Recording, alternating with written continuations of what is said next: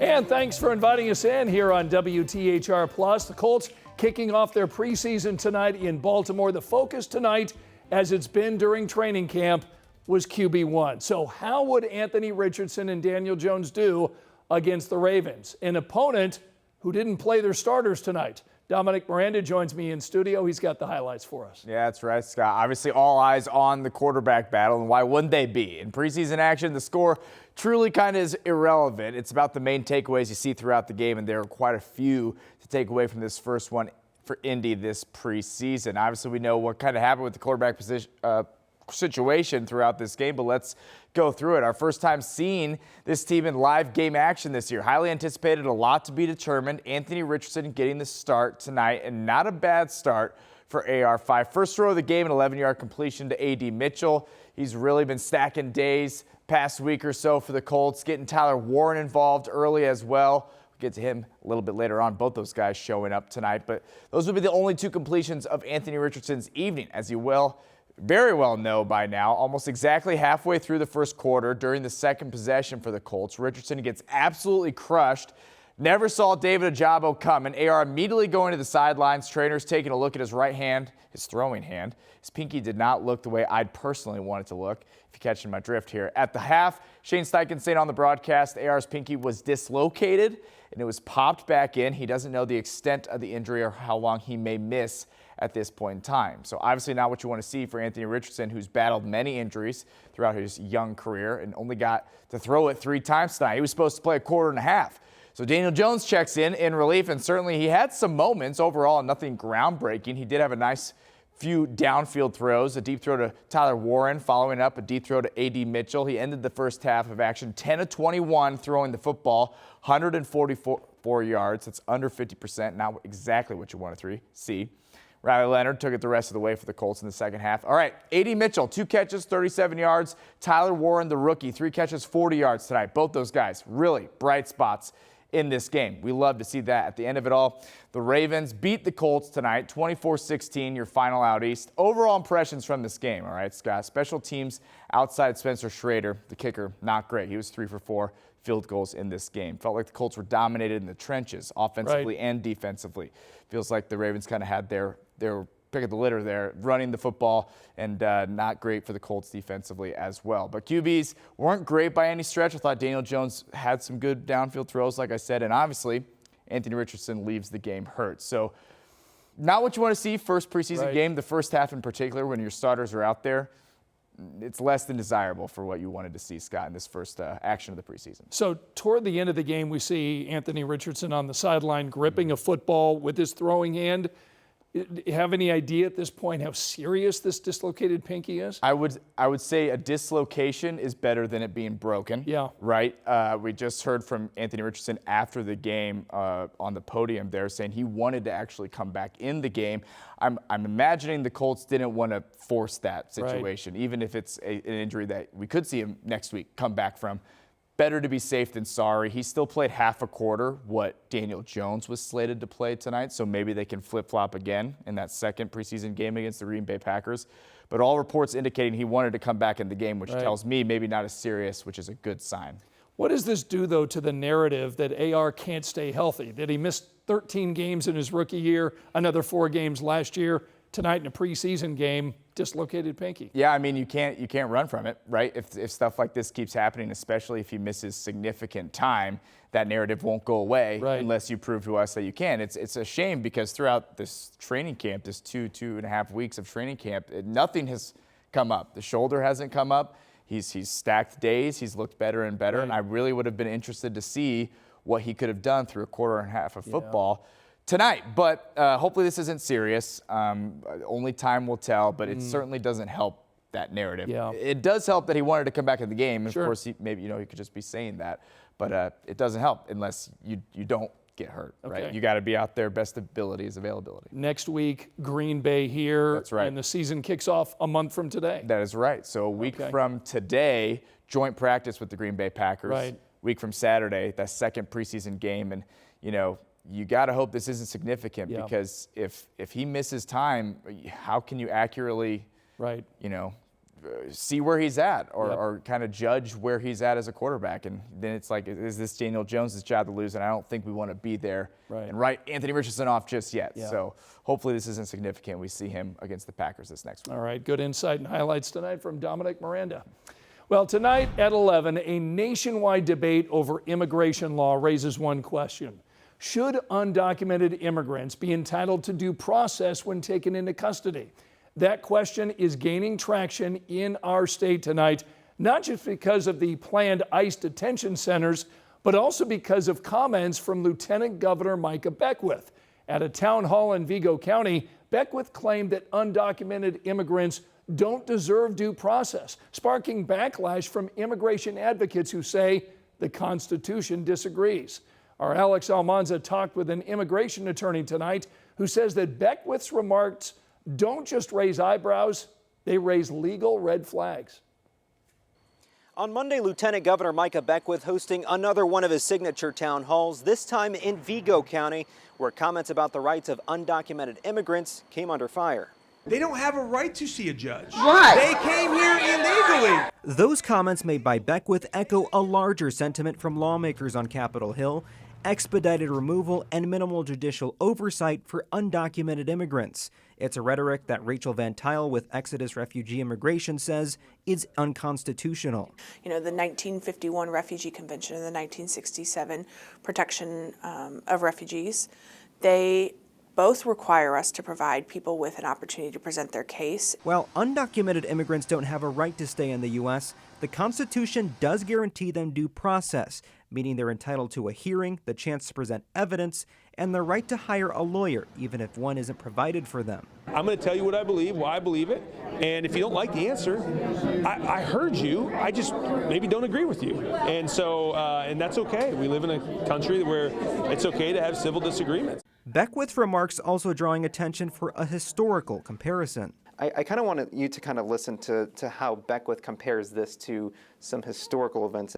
When the Japanese were bombing Pearl Harbor, did we give them due process to actually see a judge? No, we put them in concentration camps. They invaded our country. I hear the counter to that, and she's absolutely right. No, we didn't provide the Japanese due process.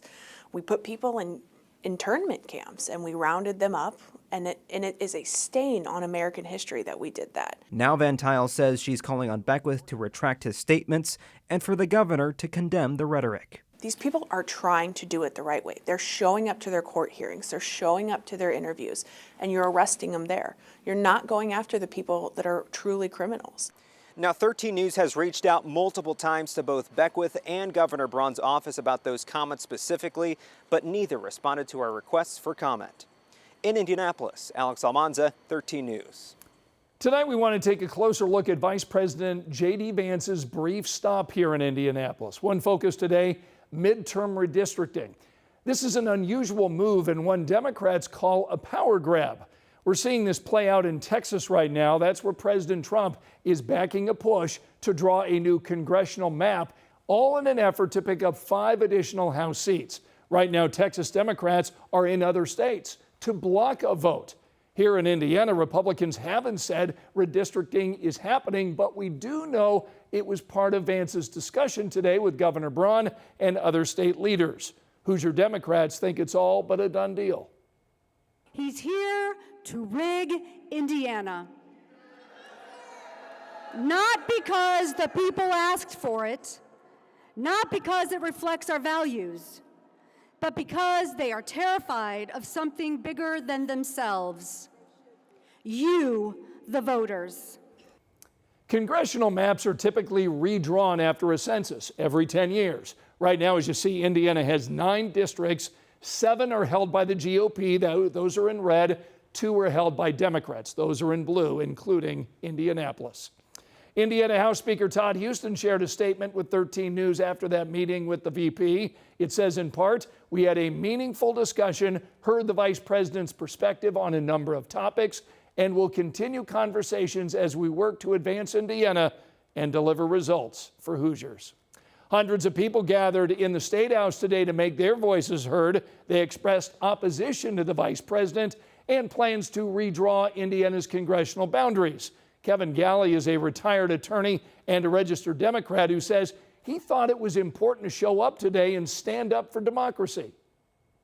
If you start with the fundamentals, the rule of law, separation of powers, the power that traditional institutions create in our governmental architecture, all those things are important. They're all being eroded very rapidly.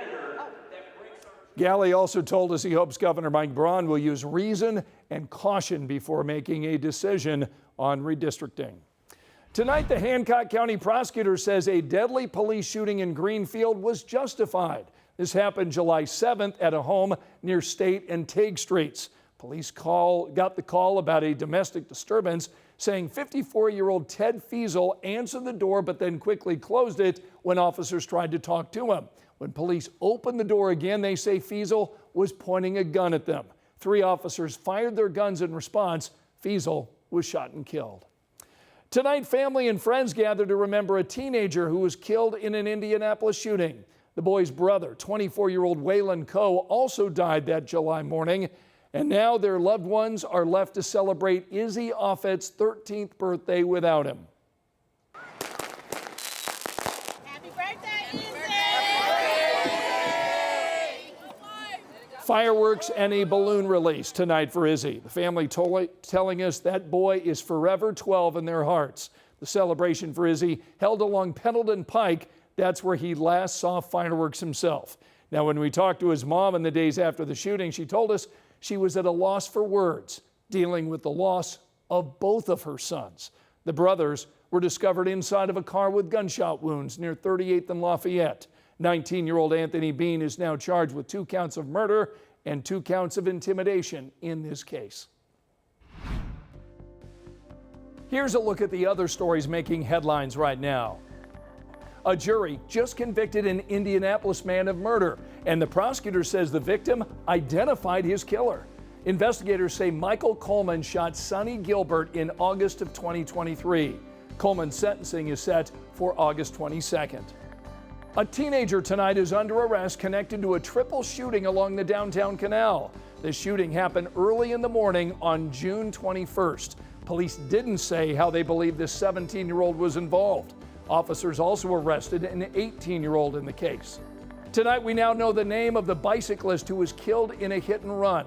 This was the scene yesterday morning on the northwest side of town near 16th and Tibbs. The coroner's office tonight is telling us that 40-year-old Dustin Masters died from his injuries. Right now, we're working to learn if police have identified a possible suspect. A Noblesville chemical plant shut down after an explosion. Indiana American water leaders say it was linked to a chemical feed system. This happened around 1:15 this afternoon. A shelter-in-place order was issued for the area. Tonight, we're told no one was hurt, but one employee was taken to the hospital just as a precaution. Remember, you can find all of our latest local stories anytime on our 13 News app.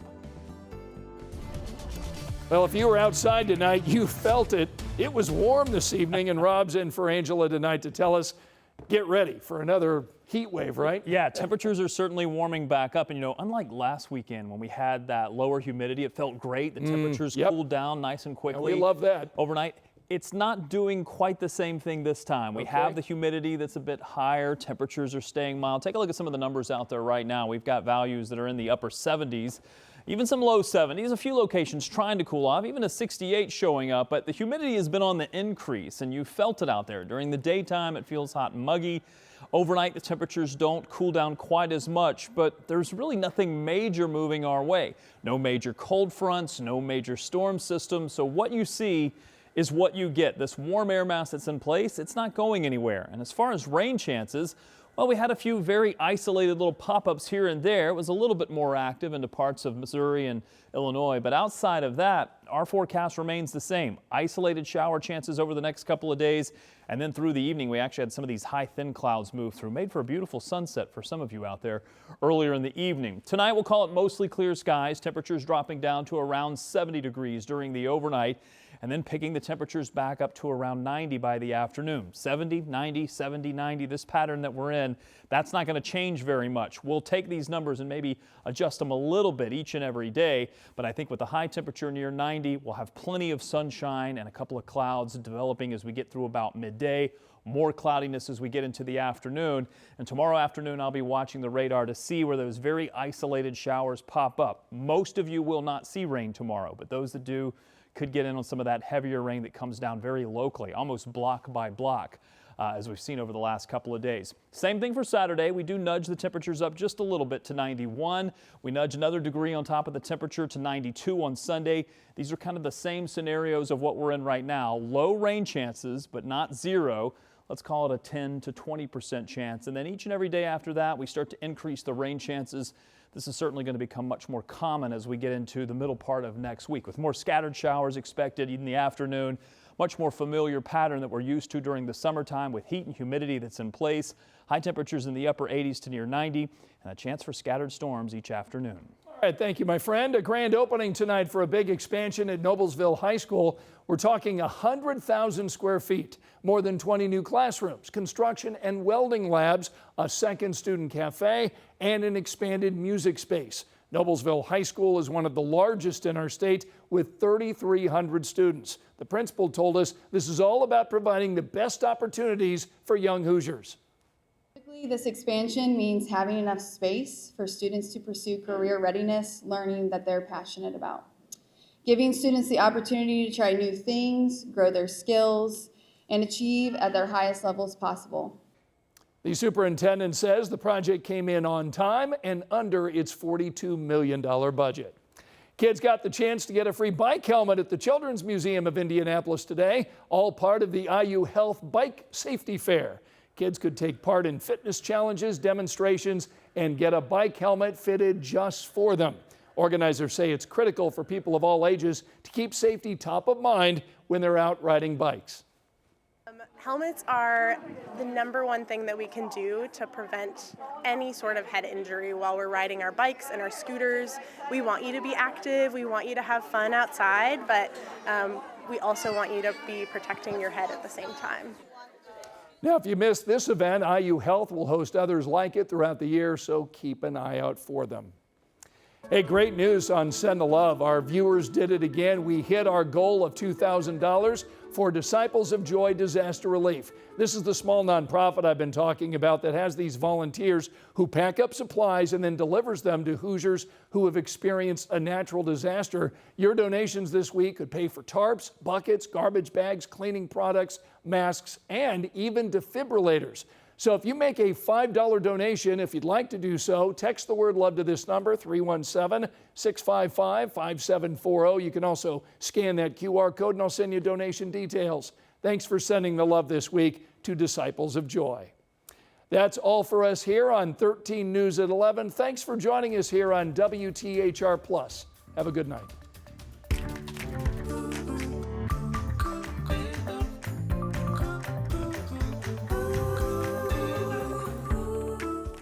Continue with us and watch free now on WTHR Plus.